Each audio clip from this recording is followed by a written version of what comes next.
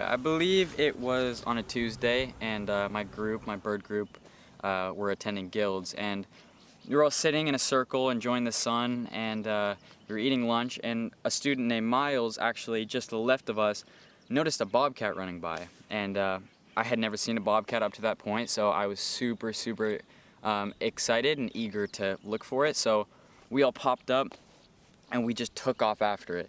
And a little ways down the path, I look to the right and I see this little bobbling butt-end tail just disappearing off in the bushes, and I was so excited, and I threw my arms up and I was like, I need to see it closer up, I need to see its eyes. So all the students and I, we ran around and we circled where we thought it was inside this little patch of shrubbery. And some students went down below and bushwhacked into the pile of shrubbery, and I actually went above by the creek. And as I was walking back, as we were just about to give up, we couldn't find it, I heard this little crackling, this tiny snapping of twigs. And I looked at Ira, and I looked at India, and I knew exactly what that was. So I dropped down on my hands and knees, and I kind of peeked over the edge down into where the creek was, where I heard the cracking, and I just saw this little bobbling head and these two big eyes staring directly at me of a bobcat. And it was, I'd say, about 9 feet away, and I could just see it sitting with its mouth wide open and a little tag on its ear. And that was a super special moment for me, because I think that was the first time I'd seen a bobcat, first of all, and as well as the landscape around it was so monochromatic that it just amazed me how camouflaged that they can be, because bobcats are pretty colorful and a lot of times have these beige brown colors, and just it had this ability to blend in with the landscape unlike anything I'd ever seen before in nature. So that was a very special moment for me.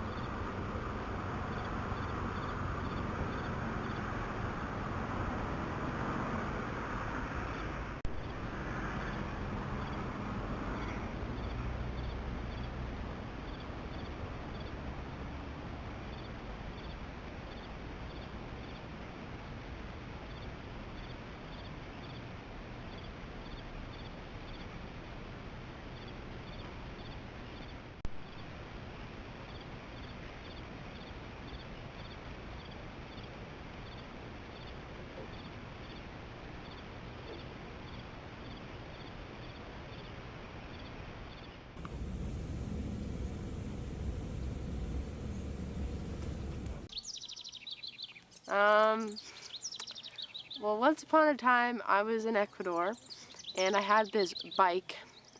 That was most of our trip, so we would bike a lot. And we were going up to the Andes, through this little town, and up into the wild woods. And there's a huge population of homeless dogs who technically probably have rabies or teeth like to gnaw into flesh a lot. And so we had to get used to kicking off dogs from biting at our ankles.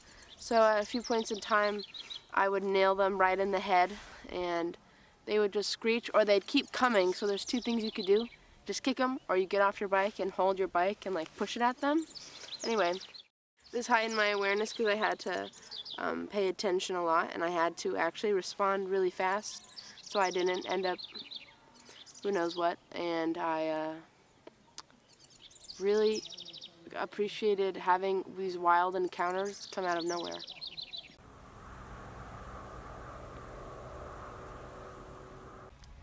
So an important story in nature to me was definitely when we were attacked by raccoons in the middle of the night in China Camp on our Point Reyes expedition.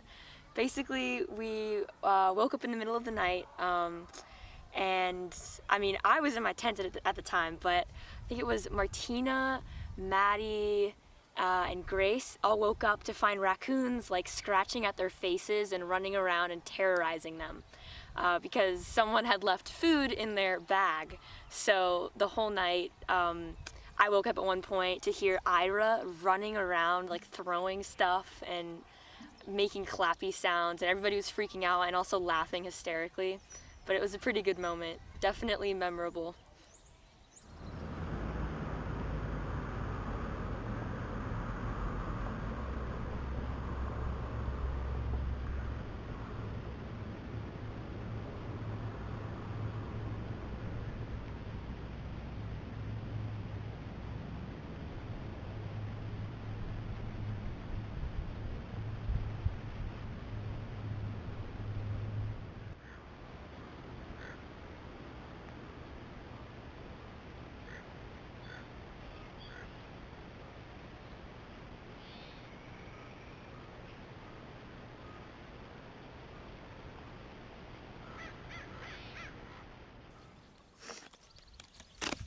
So when I was on the 2019 all-school camp out with Manzanita, I was sleeping in one of my classmates' hammocks, and I couldn't really fall asleep because it was really cold.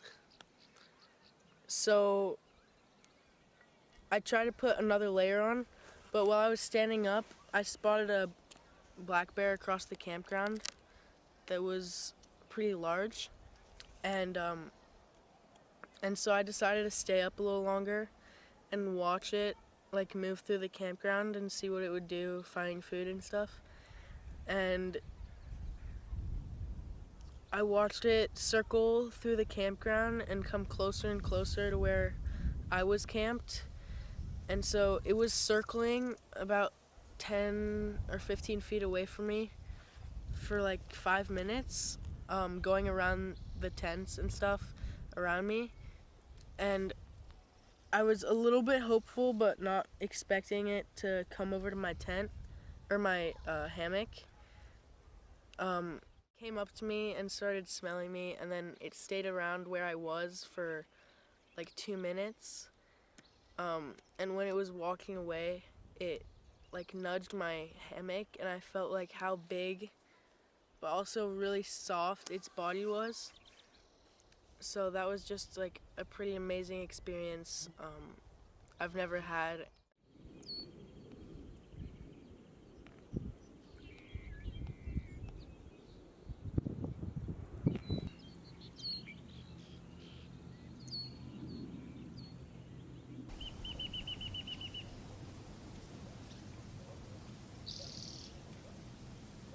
An experience I've had in nature.